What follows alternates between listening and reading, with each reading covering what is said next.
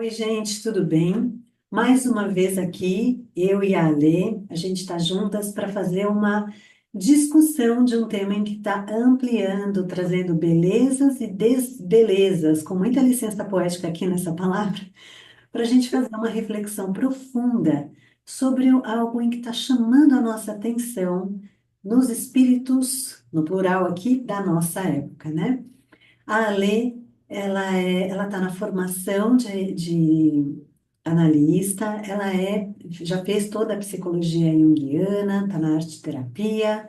Eu já fiz Jung, arte, estou na psicossomática, já sou analista formada, sou professora no IGEP, Daniela, meu nome, e a gente está aqui, duas mulheres junguianas, fazendo esse convite para um processo de imersão. A gente vai descer as escadinhas da profundeza das situações sobre esse crescimento assustador dos procedimentos estéticos, da obsessão pela juventude e o que está acontecendo nesse espírito de época, né, em que a gente está cada vez mais tomado, obcecado, né, encantado pela beleza, pela juventude e numa negativa do aspecto do envelhecer.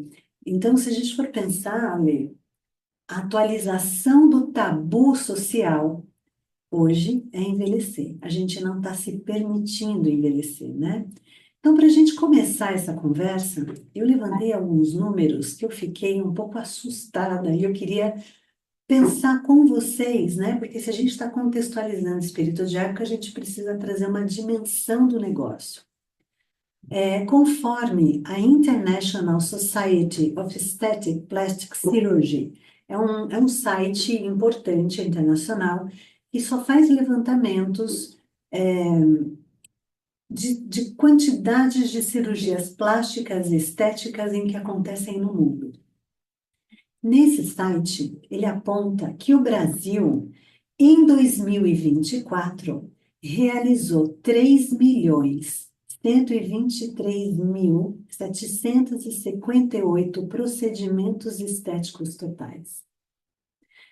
Em 2004, nós brasileiros gastamos por volta de 1,5 milhão de dólares. Esse mercado, ele girou nesse entorno. Então, se a gente fizer uma conversão bastante grosseira, vai dar mais ou menos 3,3 bilhões de reais.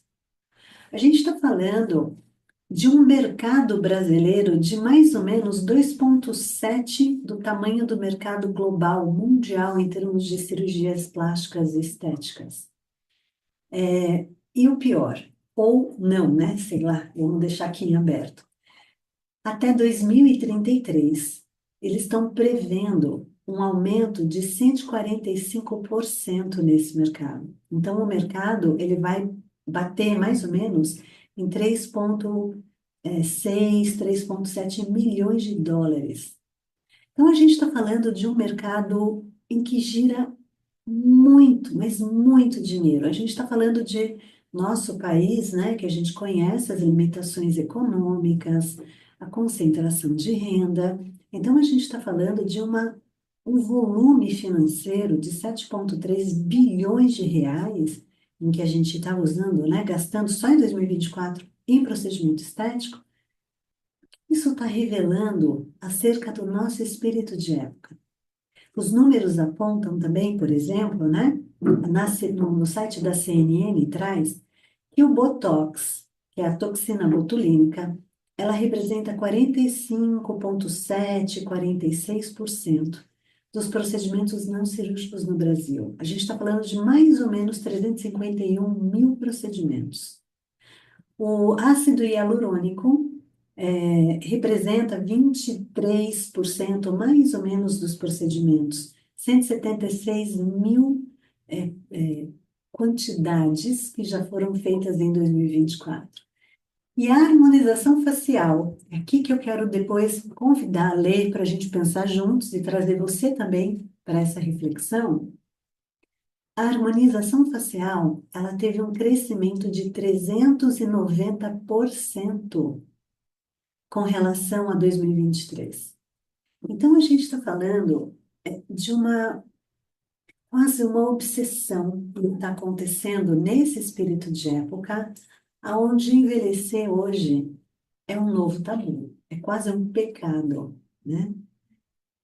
E a Lê trouxe um dado assustador, e a gente estava discutindo aqui nos bastidores. Conta pra gente, Lê, abre o áudio e conta pra gente.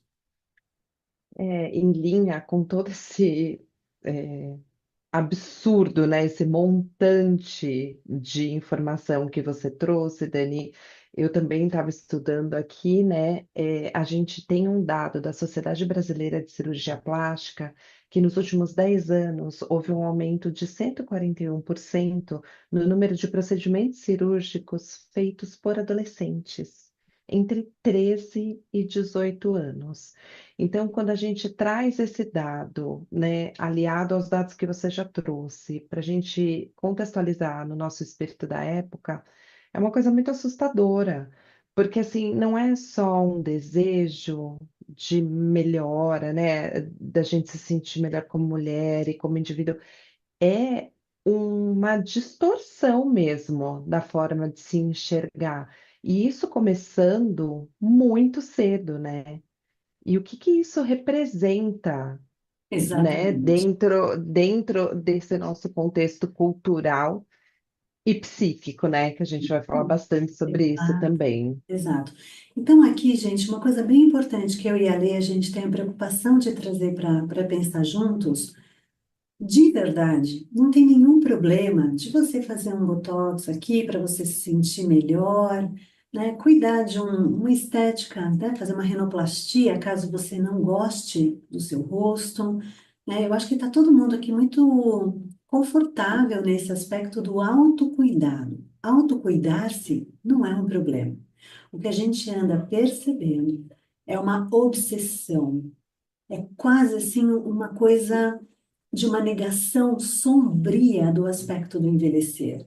Essa obsessão está levando com que cada vez mais a gente fique fissurado e deformado, né, nos nossos aspectos, sejam faciais, né, sei lá, sejam as cirurgias, não importa.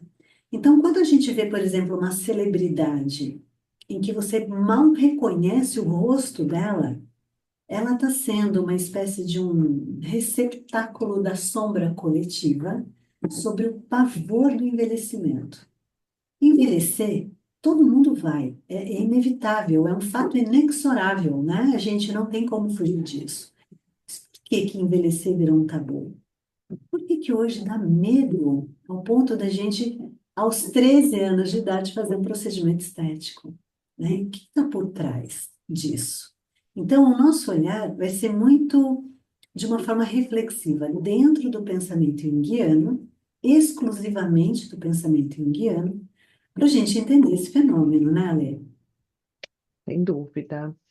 Porque, na verdade, né, Dani, quando a gente fala do corpo e a estética, né, por consequência, a gente está falando do externo, né, de como a gente se coloca no mundo, dessa necessidade de pertencimento e de ser aceita, e eu acho que trazendo até assim para a nossa geração, né, onde se falava muito pouco sobre as questões do envelhecimento, se falava pouco sobre menopausa, se falava pouco, inclusive sobre procedimentos estéticos, mas no fim das contas, eu acho que a disseminação da informação, ela é benéfica por um aspecto, mas ela se constitui como tabu por outro, né?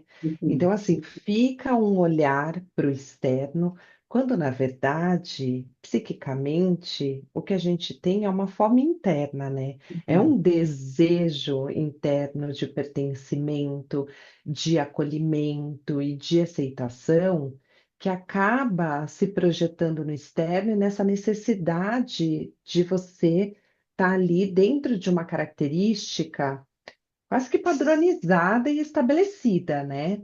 Exato, Porque hoje é um pouco desse aspecto que você trouxe. Tá todo mundo basicamente com a mesma aparência.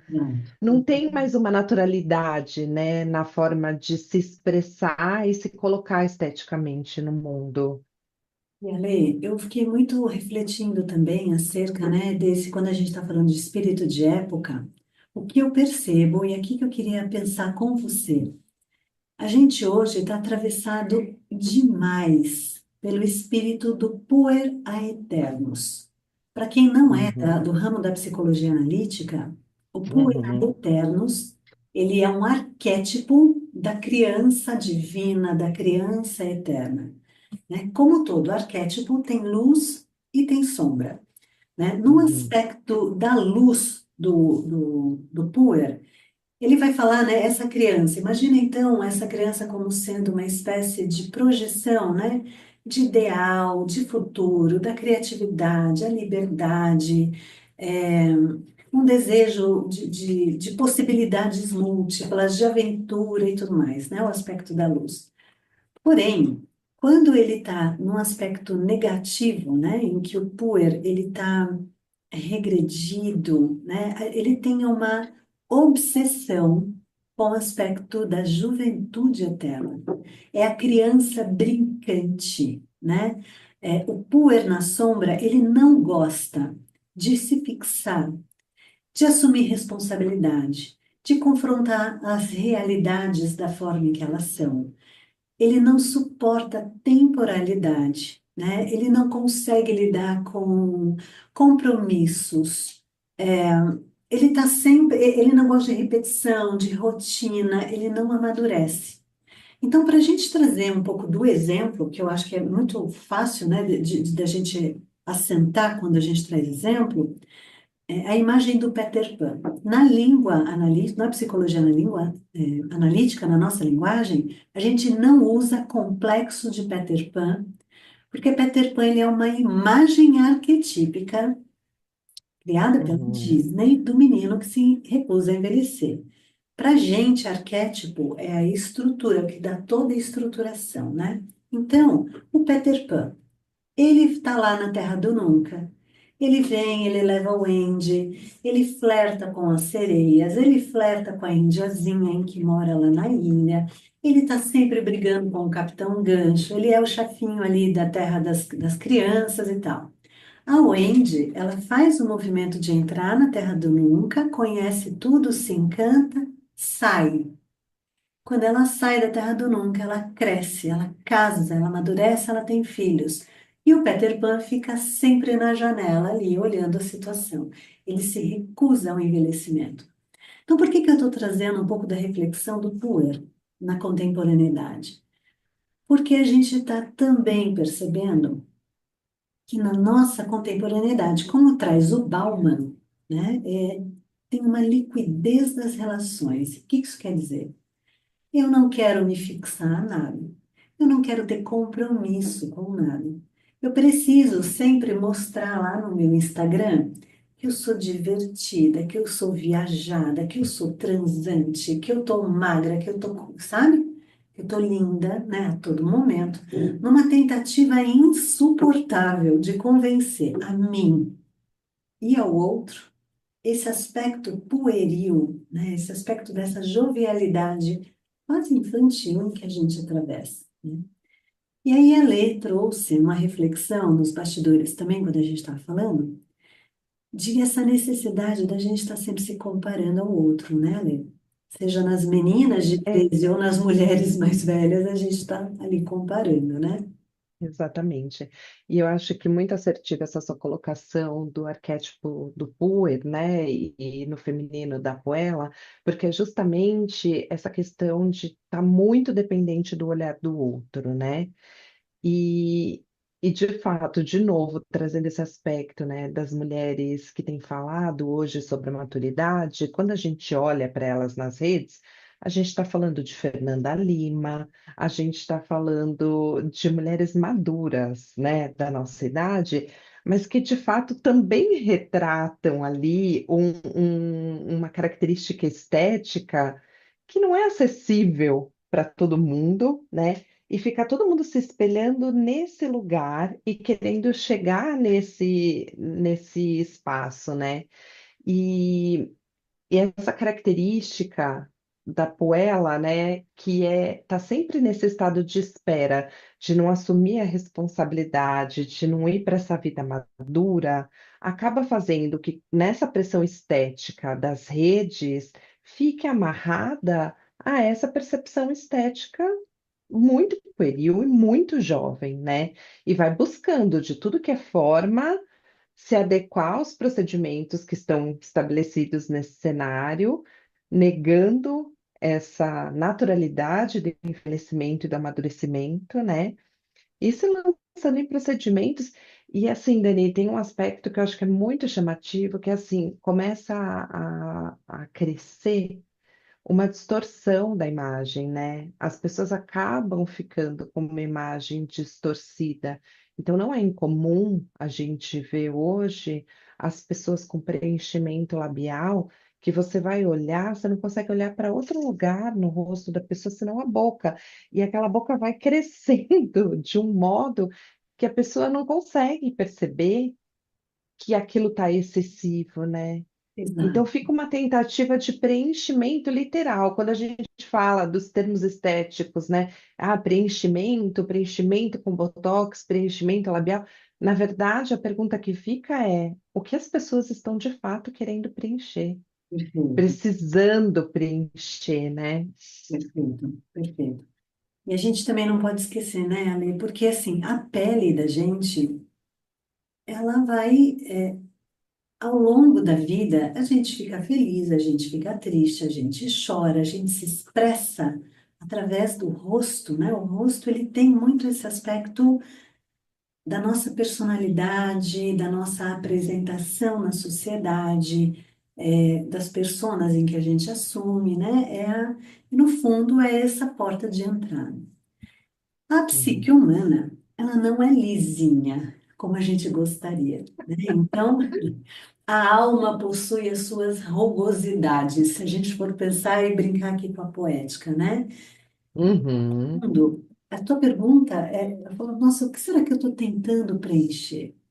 A partir do momento em que eu estou tentando harmonizar o meu rosto, o que que está em desarmonia com a alma, né? Então, e aqui a gente está sempre dialogando no campo das obsessões. Então, por que que eu não quero assumir a naturalidade e me forço na identificação e na padronização deste coletivo, né? Qual é o medo de eu assumir quem eu sou, as minhas peculiaridades? E aí fica a pergunta: será que eu sei quem eu sou? Será que eu gosto do que eu sou? Né? Porque se eu tento demais me padronizar o outro, é porque eu quero me confundir ali nas massas, né? Eu quero fazer uma espécie de massificação nesse lugar, né? E aí se identificar pode ser uma ameaça. Sem dúvida. E acho que também tem uma falsa percepção de controle do tempo, né? Dani, do indivíduo achar que na medida em que ele vai lá e faz um procedimento, que ele está meio que pegando a vida nas mãos, né? Quando na verdade a gente não tem controle sobre absolutamente nada, né? Então, assim, eu acho que fica essa coisa do eu vou conseguir controlar, e mais do que eu conseguir controlar o presente, é a tentativa de controlar o futuro.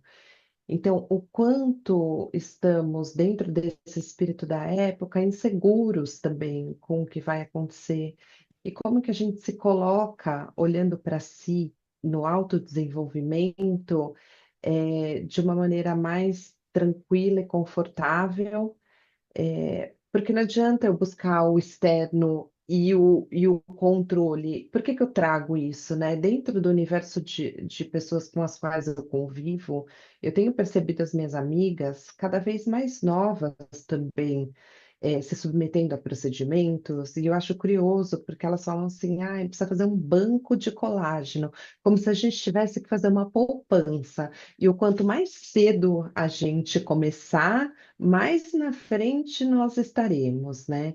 E eu, óbvio, longe de querer criticar, porque eu acho que o olhar para o corpo e você se sentir bem e utilizar a estética de uma maneira favorável é super ok, mas eu sempre tive muito receio de mexer no meu rosto. Então, eu nunca fiz procedimentos estéticos no rosto. E eu sou cobrada pelo meu núcleo de convívio. Das pessoas falam, "Ah, não acredito, você nunca fez um botox." E aí começa um raciocínio contrário, né? De você achar que você também está fora do seu tempo porque você não foi atrás dessas dinâmicas que estão se colocando, né? Então, Uhum. assim, é um ambiente complexo, né? A gente vê Uhum. que na superficialidade está tudo bem, a gente está falando de aparência, mas internamente tem uma série de questões, né?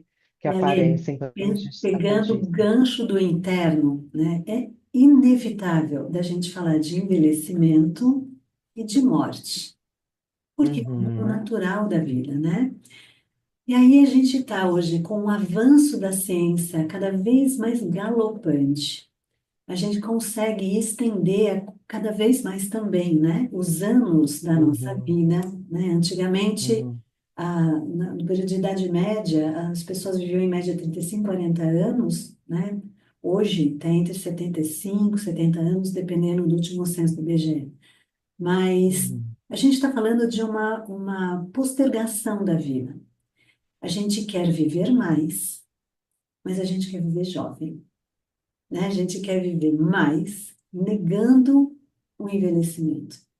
Então, esse processo do envelhecer, ele também denuncia, Ale, uma sintomática do espírito de época, de que os velhos, e aqui, gente, eu vou me permitir, eu vou te pedir até licença para me permitir de chamar de velhos, para a gente tirar da sombra esse incômodo e olhar de uma forma muito honesta para esse lugar de dor, né? Porque ninguém quer ser uhum.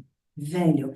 Inclusive, eu escrevi um artigo chamado Velho é Você, onde eu faço essa provocação. Muito bom. Eu não sou velha, você que é, né? Sim, para esse lugar. Todo mundo quer Mas, ser velho ou sábio, amadureci, exato, né? Exato. né? Mas no fundo, né? Onde eu quero chegar? A gente é uma sociedade que a gente está vivendo cada vez mais, a gente nega o envelhecimento, a gente não suporta em pensar na morte, no processo da finitude. E algumas pessoas, elas vão envelhecendo cada vez mais plastificadas, né? Porque se eu paraliso o meu rosto, o meu corpo com os procedimentos, aqui eu estou brincando com a imagem, eu Uhum, paraliso o meu aspecto também psíquico, em certa medida, onde eu não quero avançar para as consequências da idade. Essa paralisia, ela me deixa estática naquele movimento, num processo de negação do envelhecimento e da morte. Ninguém quer morrer, ninguém quer ficar velho. Todo mundo quer estar na juventude eterna, né?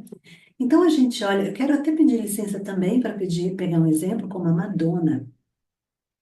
Mulheres da uhum, nossa idade, a gente acompanhou o estouro da Madonna, a revolução em que ela fez, tudo aquilo em que ela foi, né?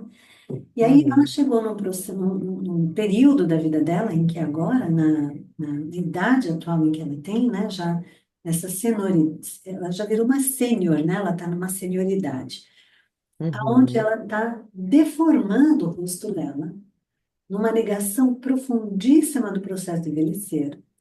Ela praticamente inflamou o corpo dela inteiro, né? Ela tem rigidez no joelho, ela está com dores, né, nas articulações, porque ela não respeitou o tempo desse corpo.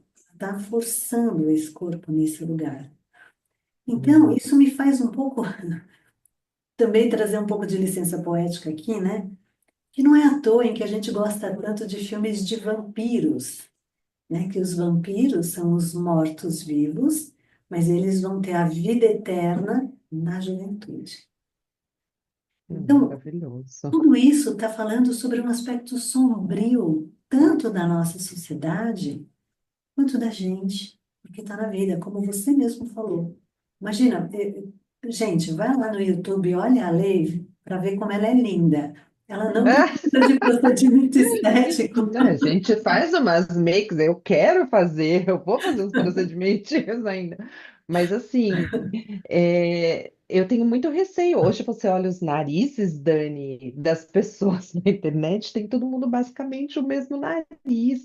Então, assim, e trazendo Jung, né, aqui mais uma vez para a nossa conversa, qual que é o cerne da teoria junguiana? É a individuação, que nada mais é do que você se tornar quem você é. É justamente você se diferenciar do todo. Porque cada um tem o seu repertório interno. Então, por mais que você queira estabelecer um padrão e seguir externamente, a gente tem individualidades, a gente tem características, a gente tem gostos e desgostos que nos constituem como indivíduo, né? Então, você pode até se colocar dentro de um padrão. Mas assim, se você não conseguir, em essência, ir se tornando gradativamente quem você aquilo que você deseja e se colocando no mundo de uma maneira mais confortável emocionalmente, tudo vira sintoma e adoecimento. E é muito triste de assistir, porque assim, de novo me veio a imagem que foi bastante discutida na época do filme, A Substância, da Demi Moore, né? Que trazia exatamente essa questão, da tentativa eterna de rejuvenescer. E na pessoa física, eu fiquei muito impressionada, porque basicamente ela está se tornando personagem. Porque naquele ano foi uma coisa muito ruim, ela estava meio que na expectativa de ser premiada no Oscar pelo filme, né, que era uma obra, e ela acabou perdendo para uma garota, que foi a atriz daquele filme, a Nora, né? Então já teve a questão daquele ano. Mas este ano, no Oscar, curiosamente, eu observei a Demi Moore como ela estava. E ela está muito deformada também de procedimento estético. Então, assim, a gente percebe essas mulheres como símbolos, né, desses movimentos e dessa exacerbação do espírito da época mesmo, e tá todo mundo meio que se espelhando nelas, né? Nesse lugar e nessa condição. E o quanto é doloroso psicicamente, né? Emocionalmente você lidar com esse cenário. E é doloroso da gente se encaixar, tentar se encaixar, sabe? Porque quando a gente olha, né, por exemplo, na Idade Média, né, os corpos mais cheinhos, ventres roliços, quadris largos, mulheres de seios fartos, eram consideradas as mais atraentes, né? Então, é só olhar aquele quadro lá do Botticelli, né, da Vênus, a Uhum, gente vê aquele corpo mais rechonchudo, né? E conforme a gente vai saindo desse lugar, e aqui, gente, eu vou só me até ao feminino, a gente sai daquele lugar e chega hoje, no espírito de época, a gente está falando de uma magreza anoréxica, uma deformidade do corpo. Então, para a gente chegar num processo de uma magreza tão cadavérica, do jeito em que está a Demi Moore, a Ariana Grande, a Bruna Marquezine, né, que a gente vê que são esses ícones do feminino, a gente está falando de um uhum, aspecto de uma restrição doentia do corpo. O corpo, ele vira cárcere. A gente se priva, né, de... Porque para chegar num grau de magreza desse jeito, a gente não come o suficiente. A comida está atrelada ao prazer, então a gente tem desprazeres, é muito doloroso, né, da gente não se permitir fazer algumas coisas que a gente gosta. A gente toma medicações, a gente faz, sei lá, yoga, pilates e tal, que tá ótimo de fazer, mas o uhum, nível da obsessão é onde vai te levar numa restrição tão grande. A Nicole Kidman dá medo de olhar para ela, de tão frágil em que ela tá, né? Ela tá pele e osso só. Então a gente está falando, né, em que hoje o espírito da época, por N motivos, políticos, sociais, né, não vamos nem entrar nesse lugar. A gente está falando de um verdade. aspecto de sombra, né? Então hoje ser um morto-vivo, né, olhar para aquele corpo com a deformidade do feminino, um corpo de uma Nicole Kidman, de Mariana Grande, não tem seio, não tem ventre, não tem quadril, não tem coxa, não tem rosto quase, né? Tá tudo chupado. Você deforma o feminino para com que esse feminino seja submetido a uma série de rigores de um patriarcado, de uma sociedade, de, sei lá, de castrações desses femininos, né? E aí esse monte de mulher linda tá lá nos trends do TikTok, do Instagram, a menina, a mulher, né, comum como a gente olha para aquilo e por qualquer motivo de associação, de projeção, de idealização sombria, a gente acha aquilo ideal e a gente tenta deformar o corpo, mas a gente não consegue chegar ali. E aí a gente sofre. É. E a gente vai para os monjaros da vida, para as dietas loucas, né? Restritiva, não restritiva, come isso, come aquilo, ou não come, né?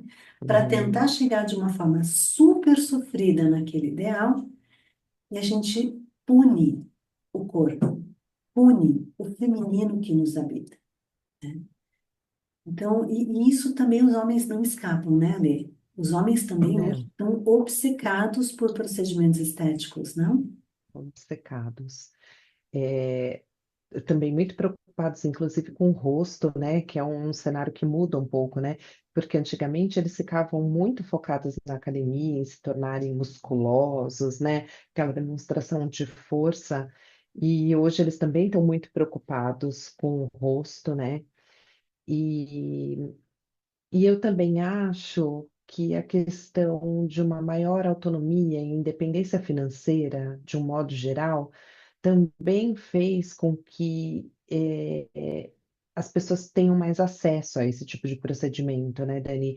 Porque assim, não são tratamentos baratos, nenhum dos quais a gente se referiu aqui, né? Seja de emagrecimento, seja estética.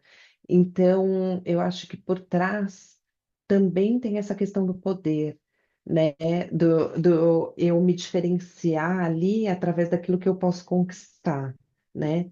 Então, me chamou a atenção porque tem um documentário também, eu não vou me recordar o nome na Netflix, mas que é de um milionário que está investindo muito para não envelhecer. E ele está vivendo em função disso, basicamente, né? Então é aquela coisa bem cinematográfica dele tomar potes e potes de vitaminas e se submeter a procedimentos para melhorar a pele e toma medicações injetáveis, né? É essa coisa de querer se manter ali eternamente jovem, e ele já é um homem maduro, não é um homem, não é um rapaz, não é um jovem, né? E assim, cheio de seguidores, né? Porque essas pessoas influenciam as novas gerações, né? Então, é isso. Eu acho que tem a questão do feminino e da mulher, mas tem essa questão dos homens também querendo chegar num lugar de perfeição e de combate ao envelhecimento também a qualquer custo, né? Eu concordo super. E assim, os homens não estão ali, não estão isentos disso, né? Porque quando a gente vai lá na Grécia, tem aquele ideal daquele corpo masculino, apolíneo, né? Uhum, Homem uhum, alto, ó, os padrões, vamos jogar aqui, né? Os ideais, né? Homem tem que ser uhum, alto, tem que ser forte, tem que ser sarado, tem que, né?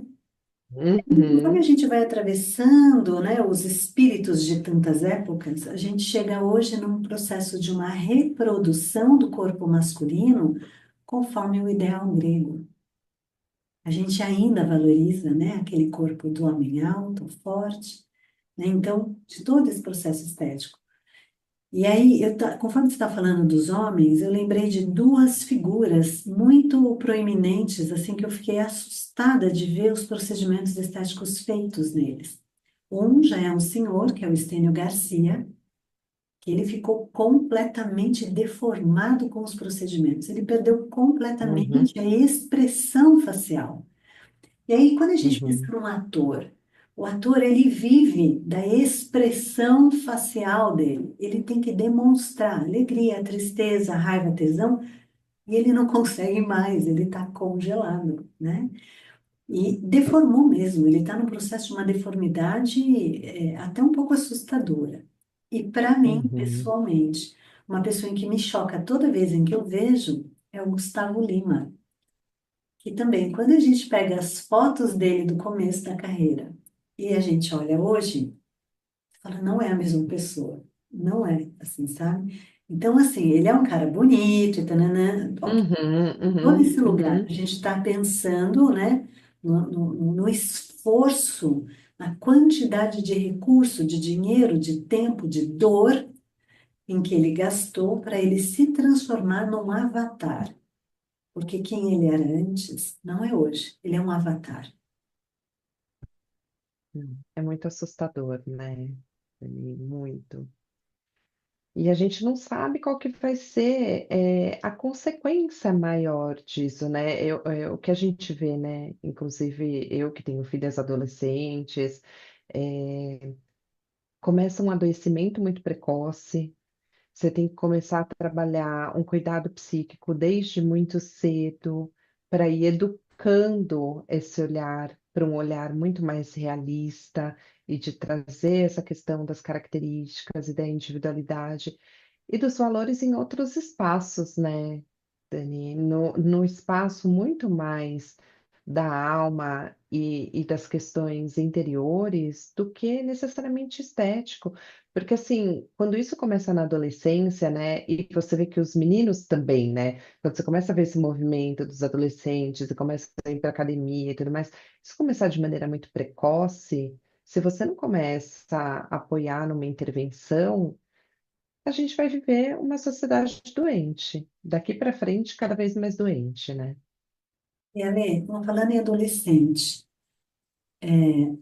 é muito comum do adolescente, porque assim, o adolescente, gente, muito grosso modo, tá? Mais ou menos de 0 a 7 anos, a criança está muito no mundo materno. De 7 aos seus Uhum, 14 anos, 12, 13, 14 anos, a criança está no mundo paterno. Paterno no sentido de energia arquetípica, não de gênero. uhum, E uhum, depois nega-se pai e mãe, ou seja, ele vai tentar descobrir qual é a dele, né? Como ele se encaixa, como ele se identifica, como ele se percebe. E nesse período da adolescência é imensa a rejeição do próprio corpo. O adolescente se vê feio e não é de hoje, né? A gente adolescente, a gente se via magra demais ou gorda demais, alta demais ou baixa demais. O cabelo ou é liso ou é enrolado. Nada tá nunca bom. A gente tem uma coisa autopunitiva de uma rejeição brutal do nosso próprio corpo, né? Então, isso faz parte da desconstrução, de uma transformação de um corpo infantil que vai virar um adulto e está num processo contínuo de transição. Então, o adolescente ele tem uma dificuldade muito intensa de perceber-se e que, ok, a gente vai ajudando e vai, né, através do diálogo, da aceitação, do estímulo e tal, a gente vai mudando. Então, uma menina de 13 anos que faz cirurgia plástica, ela também denuncia a sombra da mãe e do pai. Ela também reverbera os complexos da rejeição, né, a tentativa de se enquadrar esteticamente num padrão, da rejeição da peculiaridade e da tentativa desse lugar, manter a juventude eterna do pai e da mãe que estão financiando o negócio. Porque para a menina fazer a cirurgia, o dinheiro vem de pai e mãe, a sem autorização vem dúvida. de pai e mãe, o acompanhamento de consulta vem de pai e mãe. Então, é uma denúncia da sombra familiar. A gente também tem que pensar nisso. Também, sem dúvida. Então, acho que tudo isso em que a gente está trazendo de reflexão é um convite para a gente encarar os nossos medos. Por que hoje dá tanto medo de envelhecer? Né? Porque o envelhecimento hoje, dentro de uma sociedade sombria, capitalista, como a gente vive, tem uma descartabilidade do velho. Né? Isso. Velho é um peso, velho é um estouro. Tem uma virada de chave, né? A gente tende a anular a opinião do velho, porque acha que aquele velho não sabe direito o que está falando. Será que talvez seja isso que está por trás? Será que é só o corpo em que eu estou tentando preservar de qualquer forma, mas o corpo ele está na transitoriedade da vida. Eu não consigo congelar colágeno, corpo, botox, cara e tal, sendo que a vida é fluida. dinâmica, constante e imparável no seu processo natural de fluição. Então, o que está por trás disso tudo, não? Eu acho que tem esse medo, e acho que faz muito sentido isso que você coloca, porque a gente vive o etarismo em muitos aspectos, principalmente no aspecto profissional, né, Dani? As pessoas, num determinado momento, passam a ser descartadas, mas, assim, negar essa condição natural do envelhecimento prejudica, inclusive, você fazer um planejamento do que você deseja para o seu futuro, né? Como que você vai se colocar na vida frente a uma condição que é inevitável? Porque por mais procedimento estético que você faça, por mais distorção externa, né, que você enfrente e viva, você não consegue controlar o curso natural da vida, né? A idade vai chegar cronologicamente ali. Então você vai sofrer e vai experimentar os mesmos desafios do que uma pessoa mais velha que não está com todos esses procedimentos estéticos. E na medida que a sua psique não acompanha esse movimento, você acaba gerando um sofrimento maior a si próprio, né? No fim das contas. Então, assim, como olhar para isso, né? Ter a coragem de olhar para isso e falar sobre isso, né? Acho que por isso que a gente quis trazer essa pauta aqui, né? Para levantar realmente essa coberta e a gente olhar para isso, porque de fato esse é um movimento involuntário da vida e a gente vai ter que olhar para isso com coragem para poder seguir. Exato. É isso, né, Ale? Envelhecer é um fato, morrer é um fato. A gente não consegue fugir por menos em que a gente queira pensar no assunto, né? Agora, Isso. trazer a naturalidade do processo é fundamental para a nossa saúde mental, né? E aí a gente Uhum. precisa também respeitar a diferenciação nossa do coletivo, as nossas particularidades, né? Então, quando você vê uma Barbara Streisand que não quer fazer cirurgia no nariz e virou a mega mulher em que ela também está falando desse aspecto, dessa particularidade em que transforma ela como uma mulher única. Então, o que em Sim, você né? é único? Como você pode Uhum. valorizar esse aspecto único da sua vida? Qual é a beleza em que você tem e que está na sombra porque você nega, que você está tentando se enfiar num molde imposto numa sociedade? Quem é você como pessoa que te faz assim belo? Vamos fechar com essa reflexão, né? Para a gente deixar aqui Vamos, solto, para a gente navegar nas angústias do espírito da época. sem dúvida. Muito bom. Foi um prazer, Ale. Obrigada mais uma vez por essa troca. Prazer, Dani, foi ótimo. Obrigada. Gente, não Agradeço todo mundo que esquece vai de, nos ouvir, né? não esquece de mandar o link para as pessoas que você gosta ou desgosta. Curte, compartilha. Comenta aqui para gente, deixa a gente saber o que que você pensa a respeito desse processo do envelhecimento, dos gastos estéticos. Fala para a gente quer muito te ouvir. Um beijo e até a próxima.